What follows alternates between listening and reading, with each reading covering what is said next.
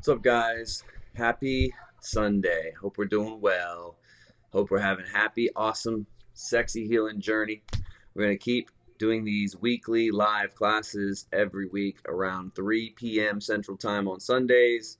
Um, right now, it's a little bit past that. I've been waiting for the house to clear out so that the noise levels go down. So hopefully, you guys can hear me. But yeah, today we're talking about how to get unstuck when you feel like nothing is working. When you feel like nothing you can do is helping you to change your pattern, you can't get out of the rut that you're in. You want to change your worldview, you want to change your perception, you want to change your health, your financial situation, whatever it may be. You want to heal that aspect of yourself that is dysfunctional and unbalanced. So when we're feeling stuck and nothing is working, this is a lot of the time when people start working with me, they've already tried everything, or they feel like they've tried everything, right? And nothing has been working. Okay, I'm going to explain to you why this happens. So you have a self-preservation mechanism, right? It's your trauma response. It's the part of you that is keeping you alive, trying to make sure that you don't get murdered or make decisions that put you in a bad spot that's going to threaten your security of life. So we have a self-preservation mechanism that for the same reasons, it maintains our viewpoints of the reality system around us. So we have belief structures that coalesce as the composite world that you experience as your reality. What you think is the world around you is actually the collection of your beliefs and programs that you've integrated and that you are now projecting into the world around you. So what looks like the world is actually your beliefs about the world, your attachments to logical processes that you've gone through before. Maybe you've had an experience several times, so you've made something a concrete truth in your mind, right? Because we have experiences that reinforce this data and that tell us that something is real, or that things work this way or they don't. Based on the experiences that we've had in the past, we shape our future beliefs, or our beliefs about how future things will play out, right? So we have a reference point of reality, all of us, that is rooted in the ego. It's rooted in the aspect of you that is the stock software that comes with your body. It's not very intelligent. It doesn't bring you to a higher level of consciousness or understanding. It actually keeps you stuck. So the more willing you are to crush your ego, the more breakthroughs you can make in getting unstuck from wherever you feel stuck. This is why psychedelics, one reason why psychedelics can have such profound changes on people, because it's really, the ego is completely quiet in the back of the mind, and the brain is able to communicate with itself without the ego trying to block things off and saying, that's not how things work. We're not about that. I don't align with this identity. I don't believe in this happening. I'm afraid of this happening. So hopefully, guys, I'm trying to keep it like, it's a big topic, but I'm trying to keep it focused, right? When we're feeling unstuck, we have attachments to beliefs, attachments to expectations, attachments to the reality structure that we're projecting. And so the more willing you are to be wrong or to be open to possibilities, the more that you can embrace a new perspective and a new vibration, a new world that comes out of that. If you believe that things need to be a certain way, you will continue to experience that things are that certain way. So editing your belief systems can be scary, because if you have core beliefs about how reality works, what happens if you release those beliefs? You might not know who you are. You might have zero power to be able to do anything to fix yourself. If you won't, but that's the limiting belief that people might have, right?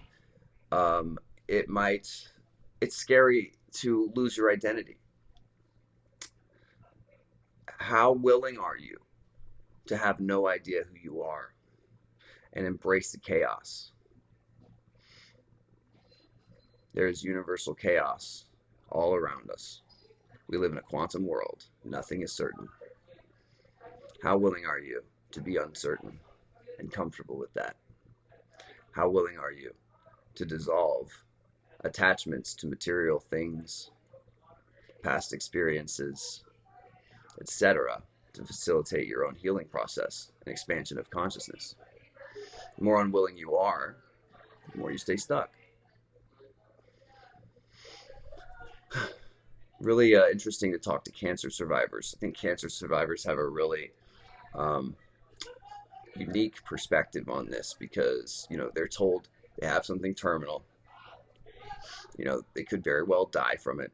And the ones that go on to survive, almost always, it's an internal journey they take to clear the storm. Do you imagine, like, we get all this clouds and pollution, noise, just unclear signals in the body as we accumulate toxins and negative programs, and we continue to lack self-awareness. Oh my gosh, it's so noisy outside. Well, the more that we get out of touch with our body, the more that we're in a place of powerlessness to change anything. So a good example, my friend David Joseph has been throwing this around because this is what his shaman taught him. You need to be able to hold peace in your heart while the roof of your home is on fire. It's a really good example of how we need to be living in the healing state. Imagine the roof of your house is on fire right now. Do you think you could feel peace in your heart? Do you think you could be like, well, I'll get another one. It's okay. Everything flows perfectly for me. Everything's coming to me that needs to. I'm taken care of. Would you be able to do that with the roof of your home on fire?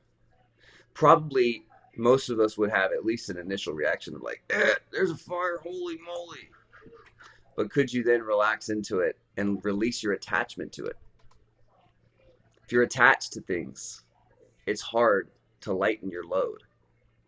The lighter you are, the more capacity for healing and regeneration you have. Every time you make an attachment, you're emotionally investing yourself in something that's outside of you. An attachment to whatever. I like to have a girlfriend. I like to have whatever. I like to have, certain desires, certain preferences in your life. Where are you perpetuating a blind spot because you don't want to see the aspect of you that could heal everything you're dealing with? Like, what are you refusing to be that if you could be that would change everything? So we're releasing beliefs, we're releasing attachments, noticing where we're attached to a certain way of living that is sustaining imbalances and dis-ease in the body. Because the natural state of the body is to be balanced, is to be functional. So when we have dysfunction, when we have indications of imbalance in the body, it is your body telling you you are doing something or exposing yourself to something right now that is sustaining the imbalance. We don't just get a freak imbalance and then that's it. Now it's, it was with us a few years ago and we're just still dealing with the unrelated effects now or something. You're still sustaining an imbalance. You're still sustaining it. And we do that with holding it into place with our mind shit because we don't want to release attachments to beliefs or attachments to things that we believe that we want, because it's so core to our identity that if we were to let that go, we would completely unravel, fall apart, and have no idea who we are. And that's scary. So I don't promote the use of psychedelics. I teach self-mastery, but as an example, psychedelics do not give you an opportunity to hold on to your ego. This is why people have such huge realizations and powerful experiences with it. This is also what Qigong teaches you to do. Qigong teaches you to find your center and step more fully into your body as your soul. So hopefully this is resonating with you guys. Smash the like button if you're valuing what we're talking about here. Let me know in the comments if you have a personal thing you're feeling stuck with that you haven't been able to make progress with. That's why we're here. This is an interactive live class, so let's go. Hopefully this is helpful for you guys. Trying every week to come up with classes that would would answer your specific questions, right? A lot of people are feeling stuck, like they've tried everything.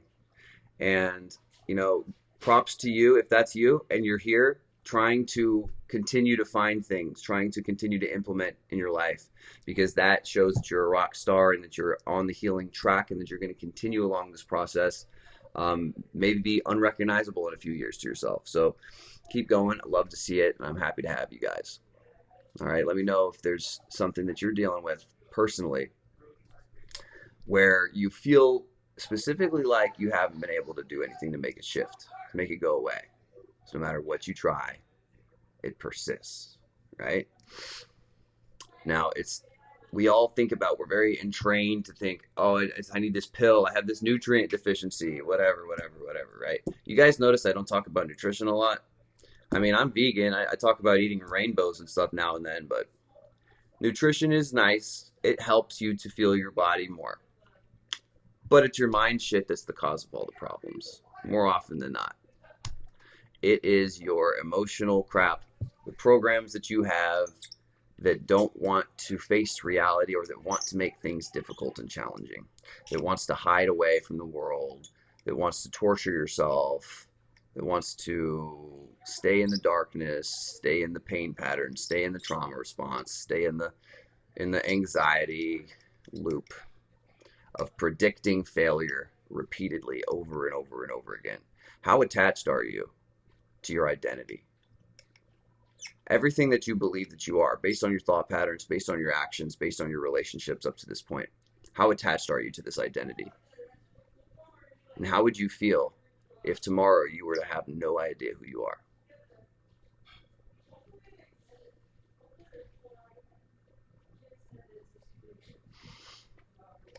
Who would you be if you had no idea who you were? This is what we do. We go into the emptiness. We go into the chaos. To create a new order, you need to destroy the current one. The current order in your body is one of disorder and fragmentation. So we start to integrate. We start to descend into chaos by going into emptiness so that everything can move freely without your own insistence. When you have an experience and you have a belief about something, you now hold on to an insistence about how that belief is supposed to show up in reality. And that insistence on your part affects the perpetual showing up of this thing in your reality. If I believe that everyone's an asshole, I'm going to go out to the grocery store and meet so many assholes. I'm going to meet so many people that just go out of their way to be dicks, right? Because I believe that, and I'm going to have those experiences. It's spiritual and it's scientific. The reticular activation system is a bundle of neurons in the brain stem that's going to seek out whatever you're focusing on or afraid of or whatever you're holding into focus. So you're going to have experiences in that way that reinforce that just based on your brain. But then there's the metaphysical sense, right? Where the internal is reflected in the external. So if you have a belief about money only comes from a job, or money's so hard to come by, being a single mom is such a struggle lifestyle, you're feeding that belief energy. Maybe that's been your experience up to this point. But whether or not that continues to be your experience is going to be predicated upon whether or not you feed that energy. What is your current language about yourself? Are you currently affirming something about yourself that you want to change? If you have bad vision, are you saying, I'm blind as a bat? Because that's affirming your blindness, and that's solidifying the pattern.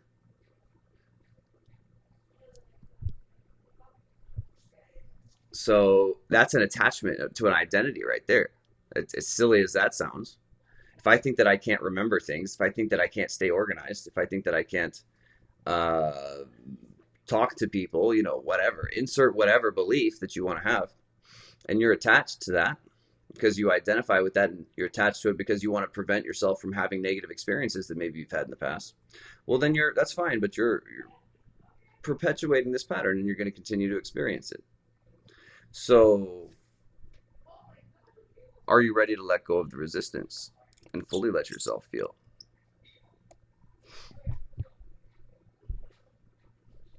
Whatever you feel in your body, when you think about something and you feel a charge, it's a really good indication that it has something to do with why you're stuck. If you're stuck in your life, And on a daily basis, something comes up in your mind that causes you to go into a mild panic mode, or a defensive posture inside of yourself. That's a good indication as to what you need to deal with. Okay, my clients, when they have healing breakthroughs, usually it's an emotional wall that they didn't want to get past, that they would watch TV or eat some food when they felt it, or they would smoke a cigarette or vape or whatever, because they didn't want to feel that emotional resistance that they were living in. It's easier to cover it up than it is to feel it, right? But when we feel it, we actually have the opportunity to change the pattern. This is what we're not taught, guys. It's not your fault. They didn't teach us how to use our bodies. It's what we're learning now. How would you reinvent yourself after letting go? I like that question, Chloe. So we feel like we have to know everything. We feel like we have to predict every step of the way going forward. No, we don't at all. I used to think that about like people doing online businesses. I was like, oh, how did they know that they were going to do this? How did they know every step of the way, and how to do the contracts and how to do all this? Nobody knows. You just figure it out as you go. So the best way to reinvent yourself after letting go fully is to open your heart, not try to think about anything, not lead with expectations, not be attached to belief systems to keep you safe. Be open to infinite possibility. Do your best to hold the space of passive observation. I like to explain it as being a kid. Imagine you're a kid. Kids are very good at it, and you've never seen anything before. You don't know English, so we're not doing the verbal processing. You don't know English. You don't know any languages. You're just a kid, and you've never seen anything before. And you're looking around the room, or you're looking around the park. You're taking it in with your five senses. We forget how to do this as adults because we're so smart, because we have so much more important things to do. Forget how to be present and feel our bodies. So, to reinvent yourself when you are no one, when you have no identity, you follow effortless inspiration. And the soul contract, the soul agreement that you're here to fulfill will naturally play itself out. But you need to allow yourself to be free from the things that weigh you down, the things that invite suffering and poverty and related things into your life. You always follow the path of least resistance. The reason that that's hard to chew on for some people right now, the fact, this idea that life can be an effortless flow, it's hard to chew on for people because you're in resistance right now. And so you're in a resistance pattern. You're not taking the path of least resistance like electricity does through a circuit, like water does through a river. So we identify where we're holding charges in the body by building the sensitivity in the body. We've talked a lot about this in previous videos here. So you're building up your sensitivity. You're noticing more changes in your body. And you can notice, like, when you get triggered, there's a charge. There's a charge about something, right? There's like, I feel like, there you go. That's what you need to feel. That's what you need to expand, okay, so that we're not getting stuck. Because if we're just letting ourselves be pretty much victimized by our own thought processes and emotional processes, then we're never stepping into our creator consciousness role. You're never stepping into your role as a healer, whether it's healer of other people or healer as yourself. But yeah, path of least resistance. You don't have to know anything. You don't have to think about anything. If I teach you anything, let it be this. You are much more powerful, much more aligned, and much more effortless from the heart space. When I'm doing these classes, I'm in the heart. I have no idea what I'm going to talk about. I go into the heart and base it off of what people have told me that they need help with. So I'm just talking, letting it flow, not trying to edit or filter or audit what I'm saying, and it comes out perfectly. And I do this with anything in life because this is what my teachers have taught me, and this is what their teachers have taught them, and this is how we're supposed to live our lives. But we're taught in school to answer questions, do the homework, regurgitate information and process information with the brain. It has a use, but much easier to process with something that's 5,000 times more magnetic and 60 times more electric. And be in the heart. Be in the heart with your awareness. Be in the heart as you speak, as you live your life, and your entire life becomes a meditation. Okay? And as we're living from here, we start to feel more the disturbances, the changes in your body, and you can make these changes to get yourself unstuck. Okay, neutralizing the charge. When you feel a charge, interesting. Why is that such a charge for me? Clearing statements. Go into the opposite perspective. I'm very mad what she said to me. That was very rude. Okay, I want her to be mean to me. I want her to be very, very cruel to me. I want her to be a bitch. I want people to walk all over me. Yeah, that feels good. Yeah, okay. You know, you're bringing up resistance in your body so that you can feel where you're holding a charge.